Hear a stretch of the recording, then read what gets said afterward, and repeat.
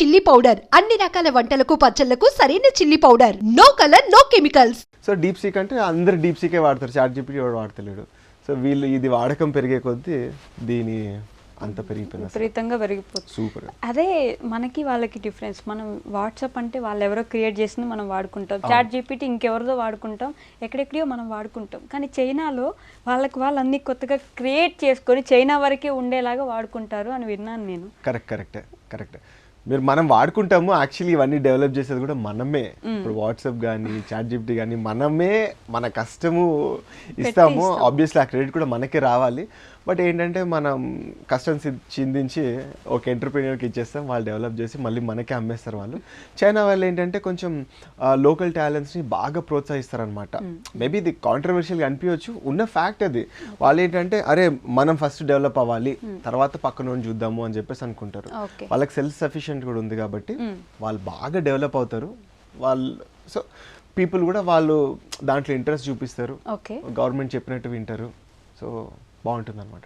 English విషయానికి వస్తే కూడా వాళ్ళు చైనీస్ మాట్లాడడానికి కదా, మ్యాండరీన్ ఏదో అంటారు కదా, క్షమా వాళ్ళ భాష ఏంటంటే క్షమా ఒకింబుదో ఇంగ్యూన్మా. అంటే మనం ఏది మాట్లాడడానికి ట్రై చేసినా ఫస్ట్ క్షమా అంటారు. క్షమా అంటే ఏంటి, క్షమా అంటే ఏంటి అని చెప్పేసి, అంటే వాట్ కింబుదో అంటే నాకు అర్థం కావట్లేదు అని చెప్పేసి. సో ఇంగ్యూ బుయాదా అంటారు, అంటే నాకు ఇంగ్లీష్ రాదురాబోయ్ అని చెప్పేసి. ఇప్పటికీ నాది అంటే ఇప్పుడు కాదు కానీ ఫస్ట్ ఎక్స్పీరియన్స్ చెప్తా. మంచి మెర్సిడీస్ బెంజ్ మంచి సూట్ వేసుకున్నాడు, వాడు తల ఆడిపోతున్నాడు, షూ కూడా ఇట్లా మెరుస్తుంది, ఇట్లా అబ్బా అని చెప్పేసి అన్నట్టు మెరుస్తుంది. అంత వేసుకున్నాడు. వాడు బయటకు వచ్చి can you please guide me this address అంటే ఓకింబుదో ఇంగ్యూమా అని చెప్పేసి అన్నాడు. నాకు ఇంగ్లీష్ రాదు. అరే నువ్వు మెర్సిడీస్ వాడుతున్నావు, నువ్వు ఇంత మంచి బట్టలు వేసుకున్నావు, సూట్ వేసుకున్నావు, నీకు ఇంగ్లీష్ రాదా అంటే వాడికి రాదు ఇంగ్లీష్. సో వాడికి ఎందుకు రావాలి? సే ఫర్ ఎగ్జాంపుల్ మన కెమెరా ఉంది, కెమెరాలో ఇన్స్ట్రక్షన్స్ ఎందులో వస్తాయి, తెలుగులో వస్తాయా? లేదు, ఇంగ్లీష్లో వస్తాయి. సో బ్యాంక్ వెళ్ళాలి, బ్యాంక్ లో మీరు ఇంగ్లీష్ వాడతారా ఏది వాడతారు? ఇంగ్లీషే వాడతాం యూజువలీ. ఓకే, ఇంగ్లీషే వాడతాం. ఏం చూడాలన్నా కూడా మనకి ఇంగ్లీషే ఉంటుంది. ఓకే, అక్కడ బ్యాంక్లోకి వెళ్తే చైనీస్ ఉంటుంది, నువ్వు కార్పొరేట్కి వెళ్తే చైనీస్ ఉంటుంది, ఏదున్నా చైనీస్ ఉంటుంది. వాడికి ఇంగ్లీష్ నేర్చుకోవాల్సిన అవసరం ఏంటి? వాళ్ళు మోర్ ఓవర్ మనం అనుకుంటాం కదా వాళ్ళు ఒక నూతులో బావుల్లాగాని, కరెక్టే, వాళ్ళు నూతులో బావుల్లానే చైనాలోనే ఉంటారు, కానీ వాళ్ళ లాంగ్వేజ్ వాళ్ళు మాత్రమే యూజ్ చేసుకుంటారు అనమాట. ఓకే, ఆ లెక్కన మనం గొప్ప కదా ఇండియాలో. ఇంగ్లీష్ మనం తెలుగు హిందీ మాట్లాడగలుగుతాము, ఇంగ్లీష్ ప్రాపర్ గా పక్కనోడికి అర్థమయ్యేలాగా ఎవడైనా బయట నుంచి వస్తే మనం వాళ్ళకి ఆన్సర్ చెప్పేలాగా అయితే ఖచ్చితంగా ఉంటాం కదా. అంటే వాళ్ళంతా ఒక మైండ్ సెట్, మనం చైనా నూతులు ఎందుకు పోవాలి అసలు అన్న మైండ్ సెట్లో ఉంటారు వాళ్ళు. సో ఉంటారు. ఇప్పుడు కొంతమంది కొన్ని లక్షలు కోట్లు ఖర్చు పెట్టుకుని బయట చదువుకుంటారు. చదువుకున్న తర్వాత కూడా అరే what you want to be next, నువ్వు ఏం చేద్దాం అని చెప్పేసి అనుకున్నాను, ఇక్కడికి వచ్చేస్తాను నేను, చైనాకి వచ్చేస్తా, మళ్ళీ చైనాలోనే బిజినెస్ పెట్టుకుంటా అంటాడు వాడు. ఏం చేసినా ఎక్కడ చదివినా మళ్ళీ చైనాకి చేసుకుంటా అని చెప్పేసి. అని చాలా మంది మైండ్ సెట్ అట్లా ఉంటుంది అనమాట. నాట్ ఎవ్రీ వన్, కానీ చాలా మంది వచ్చేసి నేను రిటర్న్ వచ్చేస్తాను, ఇక్కడే ఉంటా అని చెప్పేసి అనుకుంటారు అనమాట. సో వాళ్ళకి ఇంగ్లీష్ తోటి, నన్ను అడిగితే వాళ్ళకి ఇంగ్లీష్ తోటి అవసరం లేదు అంటే ఇప్పుడు వాళ్ళ దేశానికి మన లాంటి వాళ్ళు వెళ్ళొచ్చు, మనకి చైనీస్ వాళ్ళు మాట్లాడే భాష నువ్వు నేర్చుకో అని చెప్పేసి రిసీవింగ్ అంటాం కదా. ఇప్పుడు మా ఇండియన్స్ ఎవరైనా గెస్ట్లు వస్తే మనకు అతిథి దేవో భవ లాగా మనం వాళ్ళని గౌరవిస్తాము, వాళ్ళకి ఎంత మర్యాదలు చేయగలమో అంత మర్యాదలు చేసి మనం రిటర్న్ పంపిస్తాం. ఇప్పుడు మనం వెళ్తే మనల్ని కూడా అంత మర్యాదపూర్వకంగా రిసీవ్ చేసుకోవాలంటే అట్లీస్ట్ ఇంగ్లీష్ లో మాట్లాడితే మనకు కొంచెం అర్థమవుతుందేమో. One of the highest paid jobs in China is a translator. ఒక పెద్ద సీఈఓ ఉంటాడు, వాడి కింద ఒక ట్రాన్స్లేటర్ ఉంటాడు. ఈ ట్రాన్స్లేటర్ మాట్లాడుతుంటారు. కూడా ఇంగ్లీష్ రాదు. ఇప్పుడు ఈ సీఈఓ వాడు బిజీగా ఉంటాడు, వాడు నేర్చుకోవాలి అవన్నీ, నాకు టైం వేస్ట్ ఎందుకని చెప్పేసి అనుకుంటారు. ఒక ట్రాన్స్లేటర్ పెట్టుకుంటారు, అరే వాడికి అది అడుగు, నాకు 10% అది కావాలి, నాకు 70% కావాలని వీడికి చెప్పేస్తే వీడు మాట్లాడతాడు. మీరు చైనా ప్రెసిడెంట్ అయిన షీ జింపింగ్ కూడా ఎప్పుడైనా ఇంగ్లీష్లో మాట్లాడడం చూసారా? చైనీస్ ఫారిన్ మినిస్టర్ కూడా వాడు ఇంగ్లీష్లో మాట్లాడడం చూసారా? వాళ్ళు కూడా అంత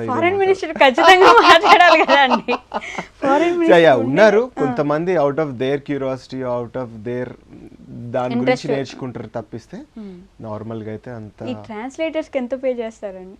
ట్రాన్స్లేటర్స్ కూడా ఉంటుంది చెప్పనా, ట్రాన్స్లేటర్ కి గంటకి 300 RMB 300 RMB is like 3600 rupees గంటకి. వావ్.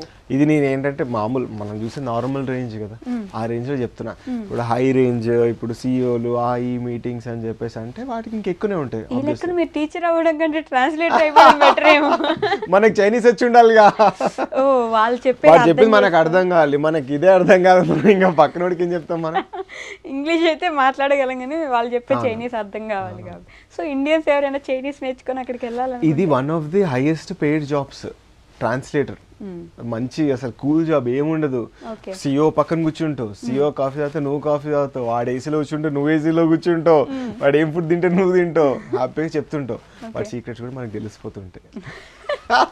అప్పుడు మనల్ని ఇంకా జాగ్రత్తగా చూసుకుంటారు, ఎక్కడ లీక్ చేస్తారో అనే భయంతో. కరెక్ట్. ఓకే. సో మొత్తానికి వాళ్ళ ప్రిఫరెన్స్ ఎక్కువ ఇస్తారు, వాళ్ళ లాంగ్వేజ్ కి, వాళ్ళ కంట్రీకి, వాళ్ళు చేసుకునే కొత్త యాప్స్ కైనా సరే అక్కడ లోకల్ గా ఏదైనా బ్రతకాల్సిందే. అవును, ఖచ్చితంగా.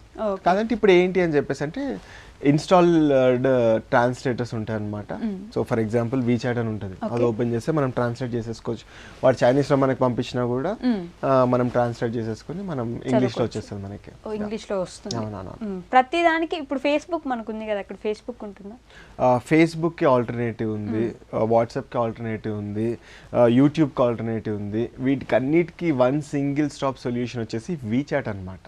ఓకే. ట్రాన్సాక్షన్స్ కి మనం పేటిఎం, గూగుల్ పే ఇవన్నీ వాడతాం కదా, ఇవన్నీ మొత్తం వీడియోస్కి, స్టేటస్కి, అఫీషియల్ వర్క్ మీటింగ్స్కి, వీటన్నిటికి కూడా one stop solution WeChat. Instagram అయినా ఉంటుందా? ఇన్స్టాగ్రామ్ కూడా వీచాటే, దాంట్లో కూడా స్టేటస్లు ఉంటాయి. ఓ యా, సపరేట్ గా మనం వాడేది ఏది అక్కడ అట్లా కూడా ఉంటాయి. రెడ్ బుక్ అని చెప్పేసి ఒకటి ఉంటుంది అనమాట. డోయింగ్ అని చెప్పేసి మన టిక్ టాక్ ని వాళ్ళు డోయింగ్ అంటారు. టిక్ టాక్ ఇవన్నీ ఉంటాయి, అంటే ఇవన్నీ కూడా ఉంటాయి, వాళ్ళవే, మళ్ళీ బయటివి కాదు, ఇవన్నీ ఉంటాయి. కానీ వన్ స్టాప్ సొల్యూషన్ వచ్చేసి వీచాట్ అన్నమాట. ట్రాన్సాక్షన్స్ అంటే మనం ఇప్పుడు స్కాన్ చేసి పే చేస్తాం కదా, అక్కడ దాకా సేమ్ స్కాన్ చేసి పే చేయొచ్చు, ఫ్రెండ్స్ యాడ్ చేసేసుకొని డైరెక్ట్ డబ్బులు పంపించేసుకోవచ్చు, అట్లుంటుంది అనమాట. ఓకే, బాగుంటుందా? నిజం చెప్పండి, మీకు ఇండియాలో అలా బాగా అనిపిస్తుందా, అక్కడ బాగా అనిపిస్తుందా ఈ పేమెంట్స్ విషయంలో? కానీ చెప్తే మళ్ళీ నన్ను భయ్యా తుమ్ ఇద్దరు पैदा हुआ, तुम इधर हो गया, तुम इधर का बिरयानी खाए, तुम उधर బా హవా మారే అని చెప్పేసి అంటారు. అంటే లైఫ్ ఈజీగా ఉండేది అక్కడ, లైఫ్ లో జీవం ఉండేది ఇక్కడ. లైఫ్ ఈజీగా ఉండేది, పైసలు అక్కడికి కావాలి, ఆ పైసలు ఇక్కడ ఖర్చు పెట్టాలి. అప్పుడు బాగుంటుంది. అంటే మనకి లైఫ్ లో ఏంటి అని చెప్పేసి అంటే మన ఇండివిజువాలిటీ మనకు ఉంటుంది, పక్కన వచ్చి గెలకడం మనల్ని. So happy quality of life ఉంటుంది అక్కడ. ఇక్కడ ఏంటంటే యాక్చువల్ లైఫ్ ఇక్కడ ఉంటుంది, అది నా ఉద్దేశం. చాలా మందికి అక్కడ నచ్చి అక్కడే ఉంటారు, నాకేంటంటే ఇక్కడే ఉంటుంది, మన గాలి, మన ఊరు, మన బిర్యానీ అన్న ఫీలింగ్ ఒకటి అంతే. అదర్వైజ్ వర్క్ టైమింగ్స్ కానీ, వర్క్ కల్చర్ కానీ, వర్క్ ప్రెషర్ అంటే ఉంటుంది, బట్ నాట్ అంత హెక్టిక్. ఇంకా మొన్న ఒకటి చూసాను అనమాట, ఏదో అక్కడ వాళ్ళు సేల్స్ మెన్ తిడుతున్నారు, పెద్ద కార్పొరేట్, మనది ఏది, మన టార్గెట్స్ రీచ్ అవ్వాలి అని చెప్పేసి తిడతారు. అంతా అక్కడ ఉండదు, వర్క్ కల్చర్ బాగుంటుంది. నేను చైనా గురించే మాట్లాడట్లేదు, అవుట్ ఆఫ్ ఇండియా కొంచెం వర్క్ కల్చర్, ఇండివిజువాలిటీ ఉంటుంది. నీకు ఈ టైం ఇచ్చే ఈ టైంలో చేయి, అంతేగాని ఇంకా నేను మనకి ఇక్కడ బాస్ దేవుడు కదా, అంతే. అక్కడ నువ్వు బాస్ అన్నా కూడా జస్ట్ క్యాజువల్ గా హీజ్ యువర్ ఎంప్లాయ్, అంతే. సిఇఓ కూడా హీజ్ యువర్ ఎంప్లాయ్, అంతే అనుకుంటాం మనం. అంతే అనుకుంటాం కానీ ఏదో పెద్ద ఇంకా బాస్ కోసం నైట్ పగలు కష్టపడి చేసేయాలి, నైవేద్యాలు పూజలు చేయమని అంత ఉండదు. బట్ ఎంతైనా మన ఇండియానే కదా, అది అందులో అసలు డౌటే లేదు. నేను అంటున్నాను కదా, అక్కడ డబ్బులు మనకు కావాలి, కానీ ఆ డబ్బులు తీసుకుని వచ్చి ఇక్కడ స్పెండ్ చేయాలి, ఇక్కడ చేసే కావాలి మనకి. That's my principle. అంటే అట్లా అనిపిస్తుంది నాకు, బాగుంటుంది అని చెప్పేసి. కొత్తలో వెళ్ళినప్పుడు, ఇప్పుడు అంటే ఆల్మోస్ట్ కొంచెం అలవాటు పడిపోయి ఉంటారు కాబట్టి ఓకే, అప్పుడప్పుడే చైనాకి వెళ్ళి ఉంటారు కదా, అప్పుడు ఎంత కష్టపడ్డారు అక్కడ సర్వైవ్ అవ్వడానికి? నా ఫస్ట్ డే ఎక్స్పీరియన్స్ చెప్తా, స్వీట్ అండ్ షార్ట్ గా. నేను ఫస్ట్ డే చైనాకి వెళ్ళాను, 2 o'clock ఇప్పుడు ఫ్లైట్ దిగాను, వచ్చి నాకు ఒక అకామిడేషన్ ఇచ్చారు, మంచి పడుకున్నాను. నేను అక్కడ పడుకున్నాక లెగ్సి చూసా, టైం కరెక్ట్ 6 అయింది, 5:30 to 6 అయింది. చలికాలం, ఫిబ్రవరి, భయంకరం చలి. 6 కదా మనకి అని చెప్పేసి లెగ్సి బయట ఏదో ఒకటి ఉంటుంది, పోయి కరెన్సీ ఉంది నా దగ్గర, బయట కొనుక్కుని తినేద్దాం అని చెప్పేసి అంటే చీకటి అయిపోయింది, ఒక్క షాప్ కూడా లేదు. నేనున్న క్యాంపస్ లో క్యాంటీన్ క్లోజ్ అయిపోయింది 6కి. క్యాంటీన్ క్లోజ్ ఈవినింగ్ 6కి ఈవినింగ్ 6కి ఓకే క్లోజ్ అయిపోయింది. బయటకు వచ్చి షాప్స్ చూస్తుంటే షాప్స్ ఏం లేవు. ఒక దగ్గరికి వెళ్తేనేమో భయం వేసేసింది, ఎందుకో తెలుసు కదా, మొత్తం ఎలాడి తీస్తారు ఇట్లా ఓకే మంచి డక్కులు గిక్కులు అన్ని ఎలాడి తీశారు. సో వాడిని basic English how much is this అని చెప్పేసి అంటే కూడా ఎవడరా నువ్వు అని చెప్పేసి చూసాడు. అంటే వాడికి అర్థం కాక సో ఆకలేస్తుంది, సరే ఫోన్ తీసి చేద్దామని చెప్పేసి చూస్తే మన యాప్స్ ఏవి పని చేయట్లేదు, నాకు తెలియదు అప్పుడు. ఓకే పని చేయట్లేదు ఇవన్నీ అసలు అయిపోయి నేను అనుకున్నా చలో అప్పుడు 60,000 టికెట్ పెట్టుకుని up and down. Okay okay మా డాడీ చూసుకుంటాడులే 60,000 కదా రిటర్న్ కొట్టేసాం ఈ రోజు అన్న మూడ్లో వెళ్ళా నేను యాక్చువల్లీ. దాని తర్వాత ఒక దగ్గరికి వెళ్తే వాటర్లో ఉడకబెట్టి నూడిల్స్ వేసి ఇచ్చాడు, కాలుతుంది నాకు. బిఫోర్ నైట్ ఎక్కా నేను. సో ఇవాళ దిగాను నేను. ఇప్పటివరకు ఏం తినలే, అంటే ఫ్లైట్లు ఇచ్చారు బట్ అట్లా ఉండింది. చాలా ఆకలేస్తుంటే వాటర్లో నూడిల్స్ తిన్నా నేను. జస్ట్ వాటర్లో నూడిల్స్ వాడు అంటే వాళ్ళు వేరే ఫ్లేవర్స్ వేస్తారు, బీఫ్ అవన్నీ వేస్తారు, నేను తినను కాబట్టి అవన్నీ వద్దు నాకు.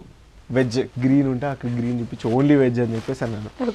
వాడికి ఏం చెప్తున్నా అర్థం కావట్లేదు. అది తినేసిన తర్వాత ఇట్లా కాదు మనకి, ఇది కాదు మనకి, అక్కడ లైఫ్ ఉంది అని చెప్పేసి రిటర్న్ వెళ్ళిపోదాం అని చెప్పేసి అనుకున్నాను నేను యాక్చువల్లీ.